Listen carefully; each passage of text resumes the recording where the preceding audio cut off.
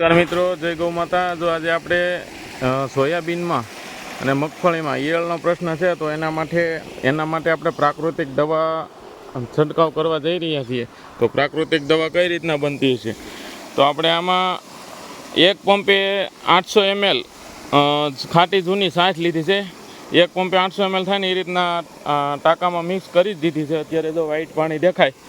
ત્યારબાદ આપણે હિંગ, હળદર અને અજમાનું દ્રાવણ છે, એક પંપે 20-20 ગ્રામ હિંગ, હળદર અને અજમા 20-20 ગ્રામ આવે અને 50 ગ્રામ ગોળ આવે, 50 ગ્રામ ગોળ એ રીતના મિશ્રણ કરેલું છે। સાથે 10 પરણી ગૌમૂત્ર છે, ઓનલી ગૌમૂત્રમાં 10 પાન 2 કિલો, એક બેરલનું માપ હોય છે, એટલે 10 પરણી ગૌમૂત્ર છે। આ ગૌમૂત્રમાં ભેગી આપણે 5 કિલો ગોબર પણ એડ કરેલું હતું જે તે સમયે બનાવ્યો ત્યારે। અત્યારે આ ગૌમૂત્ર અર્ક છે, આનું માપ છે 300 મિલી।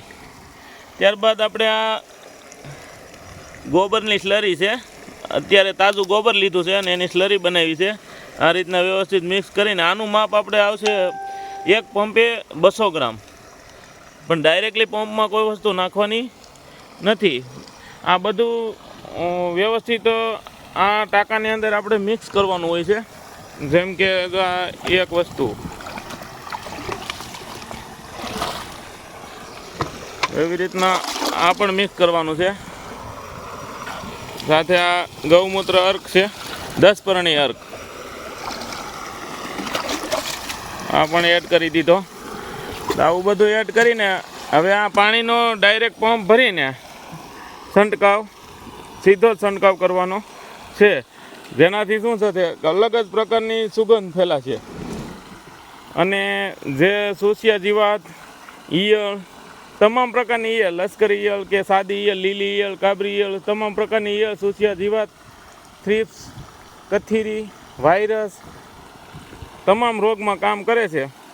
અમને મરસીમાં પણ રિઝલ્ટ આનું મળેલું છે। તો આવું સરસ મજાનું ફ્રી ઓફ કોસ્ટ મફતની દવા, એક હિંગ, હળદર ને અજમા એ ઘરેથી લાવવું પડે થોડું થોડું।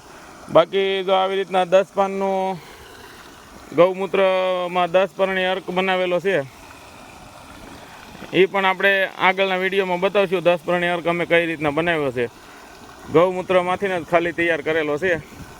તો આવી રીતના પ્રાકૃતિક દવાનો છંટકાવ કરવા જઈ રહ્યા છીએ।